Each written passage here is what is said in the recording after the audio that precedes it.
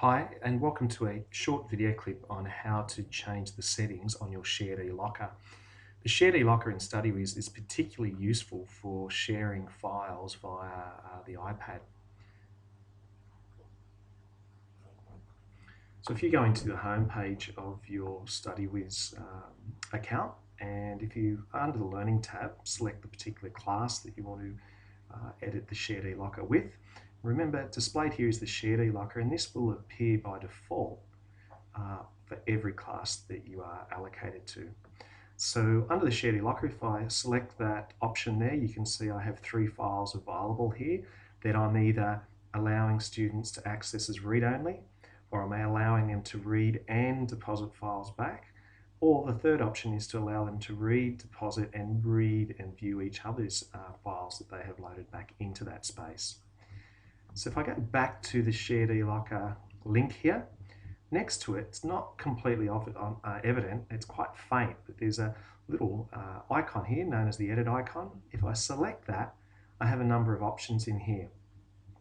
First, I'll only point a couple out. The main one here, if you've got allow collaborative editing, this actually means that other teachers will be able to edit any files that you upload into that space and not students.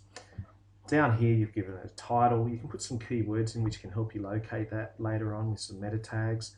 But it's these 3 options here that are the focal point for this little video clip. And the first one is I can set this folder to be a read-only. So anything that I deposit into that space, students can view via their PC, desktop, Mac, or more importantly, their iPad as a view only. If I select the second option, it enables them to actually Dropbox back in, very similar to Dropbox that many of you use. It's a file sharing capability, and it allows them to drop files back in there for you to assess and mark and view.